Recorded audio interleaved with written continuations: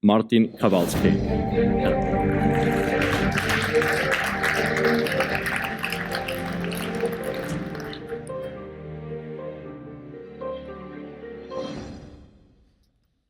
Hello, I'm still waiting for my slides. Fabian just mentioned Matthew Walker. He's the best sleep researcher I know of. And he had said something super cool on one of his podcasts. Ask people how they're slept, not how they're doing. You're going to learn much more. Let's dive in. The test was scheduled for the day shift, but it got postponed. And the night crew that inherited it got it at the worst possible moments, between 1 a.m. and 4 a.m. This is the lowest point of human alertness.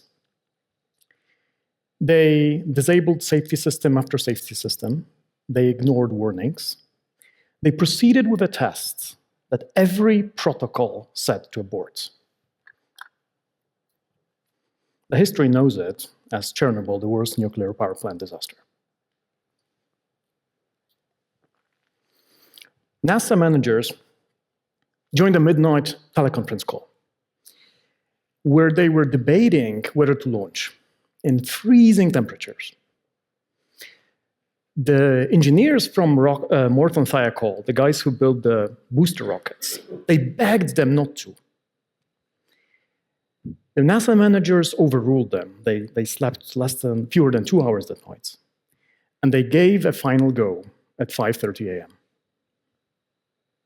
73 seconds later, 7 crew members of the Challenger space shuttle perished. Now, these are not stories about incompetent people. These are stories about sleep-deprived people, trained professionals operating complex systems whose brains were running on empty. Now, I hope I have your attention with the 2 drama stories. My name is Martin. I'm a geek. I love wearables. I love AI. I measure everything about my sleep. Every night I have 2 watches, 2 smart rings. Here, you can see a mood sensor that's streaming in real time. I was actually quite calm before this talk. I don't know what it is right now. And I'm also a physician and a sleep medicine researcher at Stanford University, and I specifically focus on sleep for longevity. Because I love skiing, and I plan on doing this until I'm 100 years old. Okay. Every person in this room operates a complex system. This could be a clinic, a hospital, an organization where hundreds or thousands of people depend on your judgment. Maybe the scale is different from Chernobyl or Challenger, but the cognitive mechanisms are the same. And we are not getting enough sleep. This is from University of Bern. Up to a third of European population doesn't get enough sleep. You guys are not doing very well. You've lost close to 40 minutes of sleep in just 1 generation. You go to bed 50 minutes later than your parents did. And it's costing us dearly. Collectively, Europe pays over 400 billion euro in sleeping not enough, in sleep disorders. This is half direct medical costs and half productivity loss. In Switzerland, you guys pay 16 billion. And you're getting this questionable award for spending the highest percentage of your GDP on sleep disorders. You're even winning with Japan, that's the most underslept society in the world. Okay, let's talk what healthy sleep is. What's a good sleep diet? In normal diet, you want to have your protein, you want to have your healthy fats and carbs and fiber.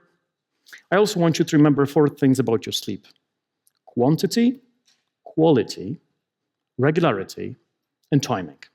These 4 things, please remember this. That's a super useful framework. Let's dive in. Quality. When I talk about quality, I want you to have the right architecture. I will define this in a second. I want your sleep to be continuous, so no awakenings more than 1 or 2. I want you to be efficient in your sleep. Bed is reserved for 2 things: sleeping and sex. Netflix is not allowed. And latency, I want you to fall asleep between 5 and 15 minutes, not shorter and not longer. So now I want to show you something that I've built. It's the sleep age simulator. So this is healthy sleep.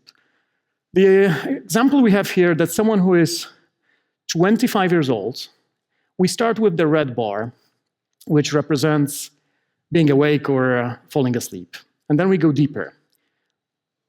Light sleep 1, light sleep 2. The dark blue represents deep sleep. More on that in a second. And then we go up to paradoxical sleep when we dream and consolidate our memories. And please pay attention. It's very important where these stages happen. I want your deep sleep to happen in the first part of the night. And I want your memory consolidation and dreams happen in the second part of the night. It's equally important to have the right distribution of those stages. So the pizza chart here, I want to see about 20% of deep sleep and about 25% of REM. But look what happens as we age. As we age, it's getting bad. We're waking up. There is very little deep sleep. There is very little REM sleep. It's not pretty. Now, let's go back to someone who's, let's say, 30-something. And this person goes out and has 5 drinks and a couple of espressos, and suddenly their sleep looks like they're 80. Or even worse, let's say this person doesn't drink, but has untreated sleep disorders, undiagnosed sleep apnea. The point of this is you can be 30, but if your lifestyle choices are poor, or you have undiagnosed and untreated sleep disorders, your brain could be sleeping as if you were 80. Deep sleep is critical because this is the only stage during which our brains can cleanse themselves. They flash out waste products, metabolites, misfolded proteins, beta amyloid plaque associated with Alzheimer's. And it only happens during deep sleep. The mental health side of things, without sleep, yesterday disappears. This is when your brain runs this save-to-disk operation. And a single night of sleep deprivation has very measurable impact on your sleep, on your memory. Unfortunately, you cannot really trust your wearable devices with sleep quality. They all have proprietary metrics. They're terrible at staging. The only thing I look at is a week-long trend. Quantity, that's pillar 2. Probably the most common question I get. Quantity, sleep 7.5 hours. This is associated with the youngest heart and the greatest expected number of disease-free years. Interestingly, those numbers change both when you sleep too little and too long. And you can trust your wearable with sleep quantity. They're very good at quantifying that particular metric. Take a look at this. This is fascinating. I have to explain this. The blue line, these are controls, and they were allowed to sleep for 8 hours for 2 weeks. The orange line, these people were allowed to sleep only 6 hours. And I bet there's a lot of us here who function on 6 hours of sleep. And the red line, they were allowed to sleep for 4 hours.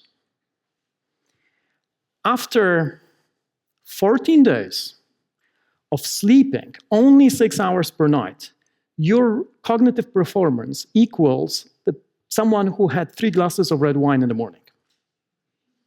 This is crazy.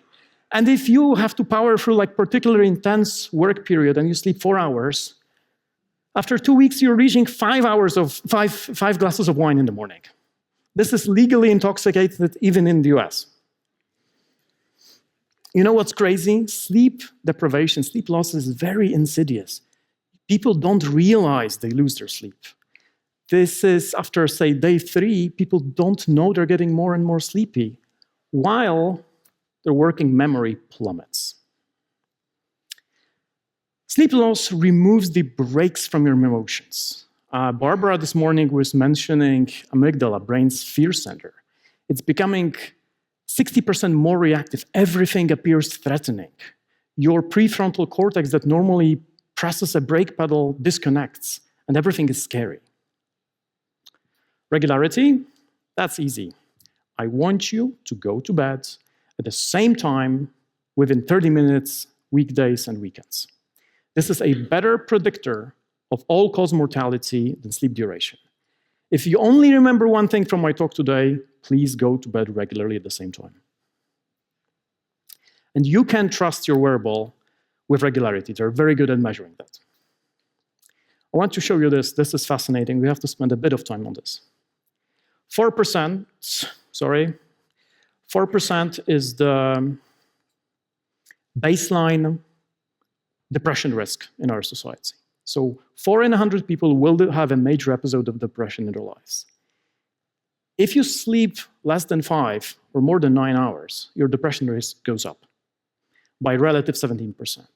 But if you compound it with irregular sleep, you're doubling your depression risk. Timing is the last pillar. It's the alignment between your genetically determined preference, biological clock, and your actual sleep schedule. So we have normotypes, we have evening owls, people who like to stay up and sleep in, or morning larks who go to bed very early and wake up very early. And it is critical because, like, if I'm a normotype, if I go to bed at 10 and wake up at 6 a.m., that would be the green window. This is when I'm getting my most beneficial sleep stages. But if you push me to 2 a.m. and then I will sleep in, I'm losing my deep sleep. I'm losing my REM sleep. This sleep is pretty pointless. It's important because our brain have their master control clock, the SCN, suprachiasmatic nucleus. But now we know, and that's very recent research, that every major organ in our body has its own proprietary clock. And we are healthy and we perform well when they all tell the same time. It's important because, let's say, cortisol. My cortisol and everyone else's should be released early in the morning. But I fly very regularly San Francisco to Vienna. My partner, who is in the audience, she lives in Vienna. And I do this every month. So if I get my blood work done upon arrival from San Francisco, my cortisol will be through the roof. I'm not sick, just my body's on a different time. And you can trust your wearables with timing, especially the latest smart rings. They're very good at figuring out your chronotype. If you don't follow that closely, like, look at what happens here. 3/4 of people with ADHD actually have messed up sleep-wake cycle. Their sleep hormones get released at the wrong time. It's very highly correlated with substance abuse. Bringing it all together, not enough quantity will age your heart. Not enough quality will age your brain. Irregular sleep will age your blood vessels. And poor timing will age you metabolically. Using the same framework for mental health, not enough quantity equals poor emotional regulation. Poor quality, your cognitive performance declines. Irregular sleep, risk of depression and anxiety. And timing, correlated with ADHD. Sleep doesn't just prevent errors, it's the foundation of good judgment. The engineers at Chernobyl didn't choose to make bad decisions. They were simply incapable of making good ones. So please protect your sleep. If you follow the QR codes, go to my website, download a 4-page PDF with all the latest sleep hacks, supplement stack, everything I do to make my sleep great. You're welcome to use it. Thank you.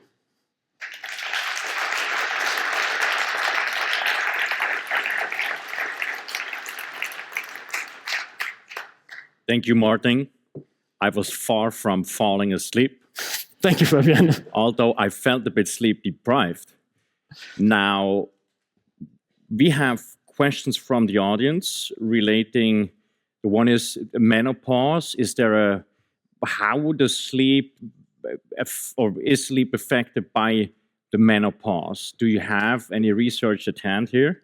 It's a fantastic question, Fabian. And it's our audience. Frankly, this is the most unmet, underserved need in sleep medicine, perimenopausal sleep. I wish I had a good solution for that. A lot of startups are trying to look into that. There are a lot of researchers going into that. I only can acknowledge it's a massive problem. Second question, which supplements would you recommend to optimize sleeps? You mentioned supplements. Please download the PDF. My entire stack is there. Okay, question answered. Then third question, how to deal best with jet lag? Do you take melatonin? I do take melatonin, but I developed a specialized protocol. I'm happy to share it with everyone. I start my adjustments very gradually. I would start several days prior to flying to Europe and then continue while I'm in San Francisco and the other way around as well. I not only take melatonin, but I gradually shift my workouts, my meals, my coffee. There are multiple anchors that I shift very, very gradually. Is there a correlation between sleep quality and sports performance? There is massive correlation. I love that question. It's sports performance in that sense. The great performance happens typically, all the world records were broken late in the afternoon. If you look at the statistics of all the gold medals in the world, most of them were broken late in the afternoon. This is when we're physically most capable. So if you have a race scheduled in the morning, is it advised to postpone only the watch? You could do that. Maybe. Next question, what's your take on HRV, which is heart rate variability? Fantastic metric. This is one of my absolute most favorite digital biomarkers. Amazing companies have been built, Aura, Whoop. They all built multi-billion-dollar industries on heart rate variability. Use it wisely. Super, super useful. Everyone who has a wearable should be paying close attention to HRV. Last questions from the audience. That's devil's hour. What about the hormones? What about the hormones? That's it. There's nothing more. So even as specialist, it doesn't trigger anything. So let me come to your personal sleep to close this. Okay. I mean, you're an expert and knowing lots about sleep. And you mentioned the window, like 5 minutes to 50 minutes after going to bed. That was the latency. Fall asleep. What does Martin do if he realizes, hell, it's 90 minutes after I went to sleep, I'm still not asleep? That's a great question. And I'll build on what you said. In both cases, when I cannot fall asleep, or if I wake up at 3 a.m., I take my Kindle and I go to my living room. The last thing I want to do is build that mental association of being restless, trying to force myself to fall asleep and not being able to do that. Leave the bed, go to your living room, read for a half an hour, go back. And then you fall asleep. And then I fall asleep. And what do you consult parents to do with small children? Oh man, this is a can of worms. Yeah. There's no solution there. Right. It's probably getting rid of the kids. Probably. Yeah. That's probably Thank you so much, ladies and gentlemen, all the way from Palo Alto. Appreciate it. Thank you. Thank you.